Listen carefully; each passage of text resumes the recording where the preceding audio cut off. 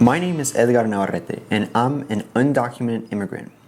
And this is our new docu-series, Undocumentaries.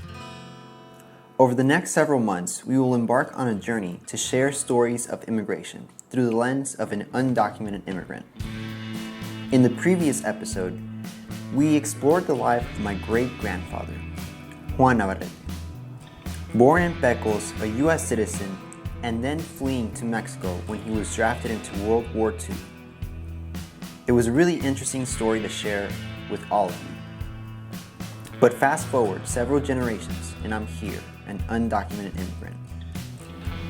In this episode, we will continue to share the stories of the Navarretes. This time, we will explore the life and immigration story of my grandfather, Armando Navarrete Gomez. The youngest son of Juan and Felicitas Navarrete, Armando was born and grew up in Allende, Coahuila, Mexico. And from what I've gathered from all the research and talking with family and friends, is that Juan Navarrete's kids, my grandpa and his siblings, didn't quite know that they were U.S. citizens until much later in their lives. Born of a U.S. citizen, Juan Navarrete, and a Mexican national, Felicitas Gomez, they were citizens of two countries. And I think that is where my grandfather's immigration story begins, with his oldest brother, Berna and Navarrete. So now I'm going to go interview someone who can provide us more information about Berna and Navarrete. Me llamo Yolanda Navarrete de Luna. Soy hija de Berna Navarrete, nieta de don Juan Navarrete. Y ¿Tu mami? mi mami, Estela Pérez Martínez. Mi papá, Berna Navarrete, fue una persona muy bondadoso, siempre ayudó a quien lo necesitaba. Y a nosotros también siempre estaba aquí para ayudarnos. Automáticamente recibió la ciudadanía por ser hijo mayor de mi abuelo. Fueron tres hijos que la recibieron. Mi papá, el señor Berna Navarrete, fue un bracero por varios años. Él venía temporalmente a trabajar aquí en los Estados Unidos para mantenernos. ¿Dio con ustedes su experiencia en el programa de los braceros? Sí, no.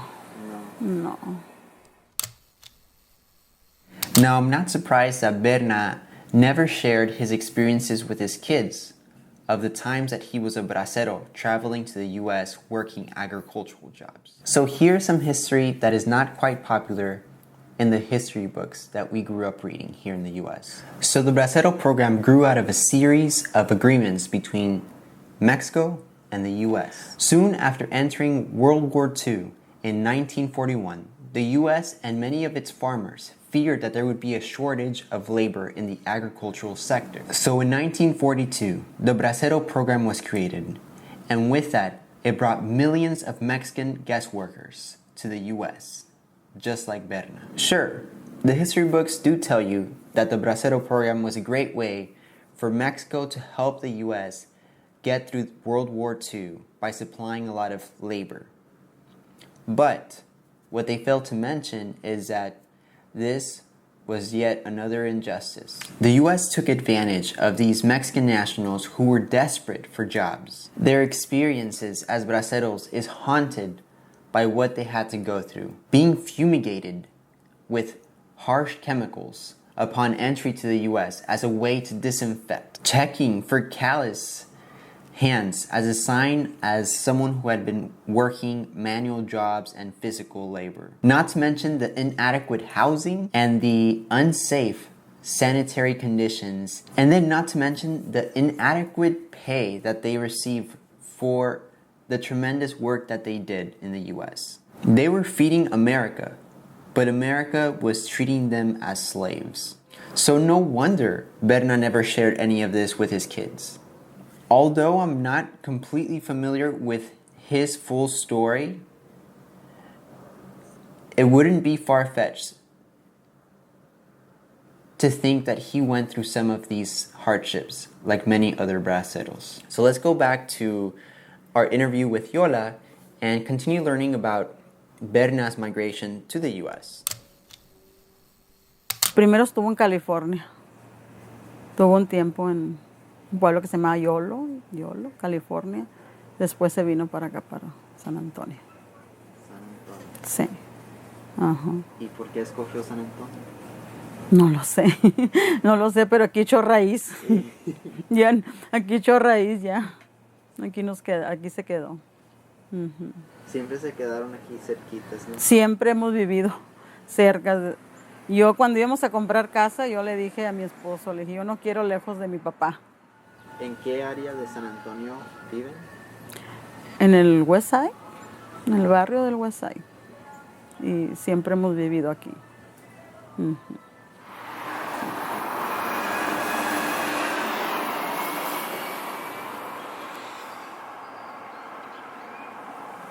Y aquí es mi papá, Bernabé, con mi madrastra, cuando andaban de novios. The question I still have is, why did Berna participate in the Bracero Program if he himself was a U.S. citizen through Juan Navarrete, who was born in Pecos, Texas? I honestly don't know. But later on, in 1968, Berna was finally able to get his U.S. citizenship and began to petition for his siblings, my grandfather, Armando Navarrete.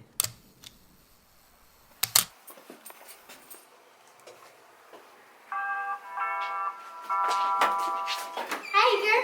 Hey, is Tia here? Yes, he's over there. Okay. Mi nombre es Juanita Angélica Navarrete. Mi padre es Armando Navarrete Gómez y mi abuelo es Juan Navarrete Ponce. Yo nací en Nueva Rosita, Coahuila y crecí en Monclova, Coahuila. Cuando yo tenía aproximadamente 14 años, probablemente era en el 1994, fue cuando mi padre nos dijo que íbamos a empezar con el proceso de ir con las huellas y venir al Paso, Texas. So as you can tell, my grandpa, my aunt, and my uncle didn't make the move to the U.S. until 1994. That is the year that I was born. Yo pienso que todo pasa por algún motivo. A mi papá lo reajustaron del banco después de 2 años que lo reajustaron, 3 años. Fue cuando nos llegó la petición, que ya tenía 10 años en proceso. Entonces, pienso que todo tiene obviamente su destino y ya estaba escrito, como quien dice. And once again, as we saw in episode 1 with Juan Navarrete, my great-grandfather, episode 2, this one, my grandfather, Armando, what seemed to be insignificant decisions end up affecting generations down the line. And I just find that fascinating, and I hope you do too. And at the end of the day, as mentioned before, what's in the past has been done. We can't change that. The only thing that matters is where we are now and what we do moving forward. So, I leave you with just that.